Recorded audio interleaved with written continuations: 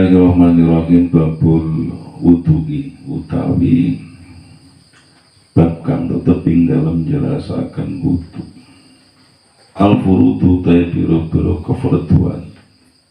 Alatila yasihu kang ora dadi sah apa al wudu ila biga kecoba kelawan lati iku sitatun ono nenen.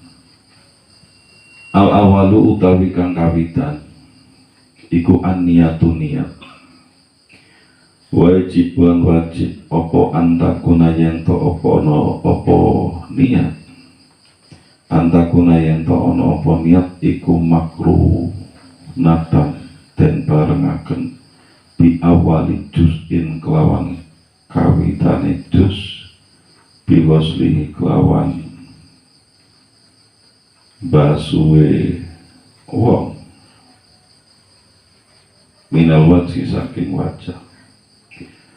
Wayan wilan niat sopo al mutawati wong kang wudu niat rafngal khadathi ing ngilangi khadat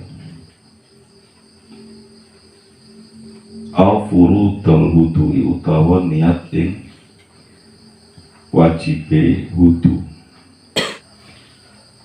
Awil wudu utawa niat ing wudu fakot khalik blokune au nahwa dari kau terus badane mengkono-mengkono rafngal hadat ila akhirih. Jadi selanjutnya setelah kemarin membahas tentang pembagian air, kemudian hal yang membatalkan wudu, kemudian membahas tentang apa? Istinja atau cebok. Selanjutnya membahas tentang wudu, cara untuk mensucikan diri dari hadas kecil. Dan tentu harus menggunakan air yang suci. Ketika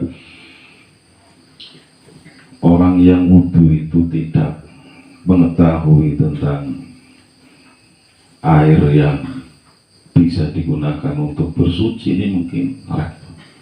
Jadi sebelumnya kan telah dijelaskan bahwa air itu dibagi menjadi 3. Ada tohir, mutohir, ada tohir, ghair mutohir, ada kemudian ma'u mutana jisik. Ada air yang suci dan mensucikan. Artinya kondisi air itu sendiri suci kemudian bisa mensucikan yang lain. Dalam arti bisa digunakan untuk bersuci, untuk wudu, untuk mandi jinabah, untuk menghilangkan najis, untuk mencuci pakaian yang terkena najis umpamanya, atau mensucikan tempat yang terkena najis. Ini yang disebut dengan air mutlak atau air yang murni, air yang belum tercampur dengan apapun atau tidak tercampur dengan apapun, walaupun itu sesuatu yang suci. Sementara sebelumnya kan dijelaskan bahwa air yang bisa digunakan untuk bersuci yang direkomendasikan fakih itu ada 7. Yang pertama air hujan, walaupun tidak urut menyebutkan. Kemudian air sumur, mata air, kemudian salju, kemudian apalagi embun, kemudian air sungai, kemudian air laut. Ini kan 7. Jadi itu 7 air yang direkomendasikan oleh fikih yang bisa digunakan untuk bersuci. Makanya ada air kelapa, itu kan suci. Keadaan air kelapa itu suci, tapi tidak bisa digunakan untuk bersuci. Untuk wudhu tidak boleh, untuk menghilangkan najis tidak boleh. Seumpamanya begini, misalkan tangannya terkena kotoran cicak, kemudian dibasuh atau disucikan dengan air kelapa, itu tidak boleh, karena bukan salah satu dari 7 air yang direkomendasikan oleh fikih untuk bersuci. Paham? Jadi kembali, air yang suci dan mensucikan, atau tadi dikatakan air mutlak, air yang masih murni, atau air yang tidak memiliki nama yang khusus. Seumpamanya begini, air sumur ketika ditaruh di ember ya dikatakan air ember, ditaruh di bak ya dikatakan air bak, ditaruh di kendi ya dikatakan air kendi. Berbeda dengan kopi. Kopi ini kan memiliki nama yang khusus, umpamanya ditaruh di gelas ya dikatakan air kopi, ditaruh di ember ya dikatakan air kopi. Ini namanya memiliki nama yang khusus. Kemudian ada lagi air yang suci, keadaan air tersebut itu suci tapi tidak mensucikan, tidak bisa digunakan untuk menghilangkan najis, tidak bisa digunakan untuk menghilangkan hadas, baik hadas kecil ataupun hadas besar, seperti air yang tercampur dengan sesuatu yang suci, berubah keadaan air tersebut. Salah satu sifat dari air tersebut berubah, warnanya berubah, baunya berubah, rasanya berubah, maka ya dikatakan air yang tohir, ghairu mutahhir, suci tapi tidak mensucikan. Seumpamanya begini, ada air dicampur dengan teh, tidak usah 3 sifat air itu berubah sekaligus, 1 saja, warnanya saja berubah, maka air tersebut itu menjadi tohir ghairu mutahhir, suci tapi tidak mensucikan.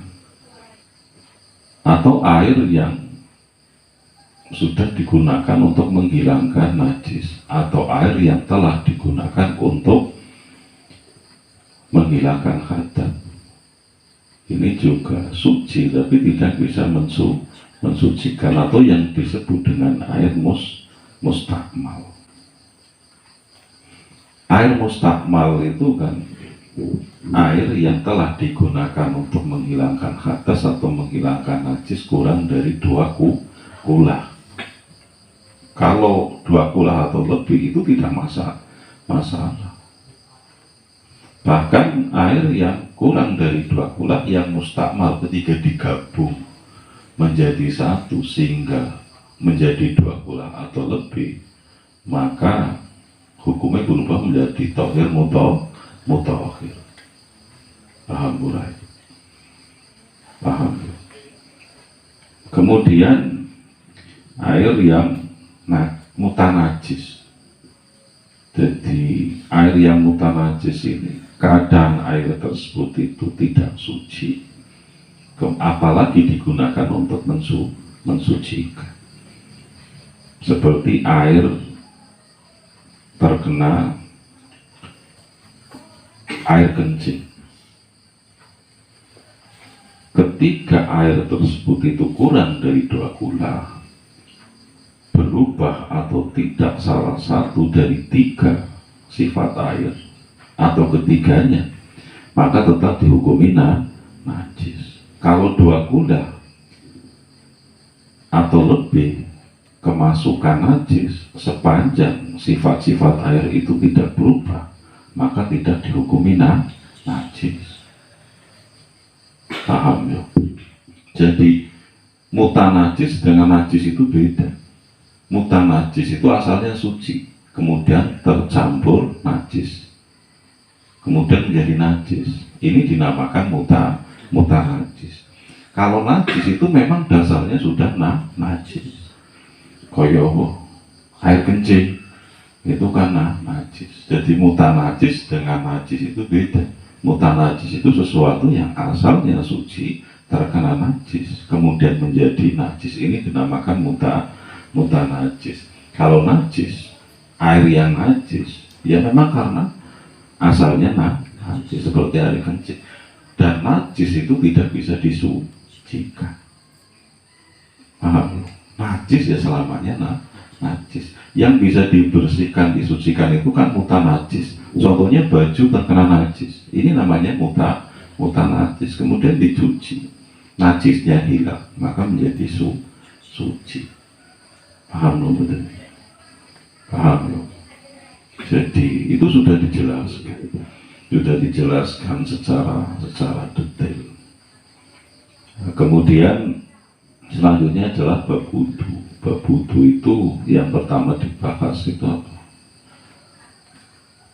Al-furudu allati la yasihu al-wudu ila biha sitatu. Jadi kefarduan wudu yang mana wudu itu tidak sah tanpa kefarduan tersebut itu ada 6, atau secara singkat fardunya wudu itu ada 6. Al-awalu an-niyatu wajibu antakuna makrunatan bi awali juz'in yahsiduhu minal wajhi. Kefarduan wudu yang pertama itu adalah niat. Wajibu antakuna makrunatan bi awali juz'in yahsiduhu minal wajhi.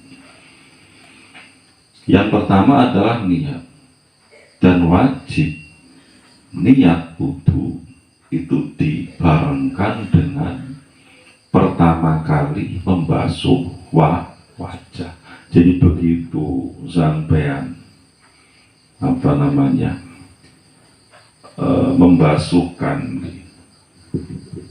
air ke wajah, di saat itu pula atine sampean niat wudu.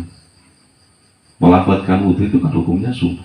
Jadi begitu air menyentuh wajah, atine sampean nopo ngerentek niat wudu bersamaan dengan air menyentuh wajah yang pertama, hati sampean meniatkan wudu.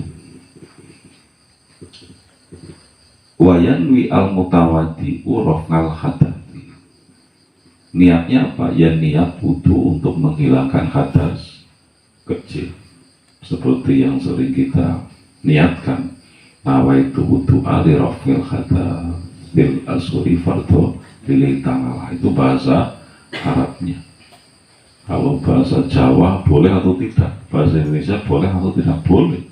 Di dalam hati niat menggunakan bahasa Jawa atau bahasa Indonesia. Seumpamanya begini, niat wajib wudu krono ngilangaken hadas cilik, niat menjalankan fardunya wudu untuk menghilangkan hadas kecil, maka boleh.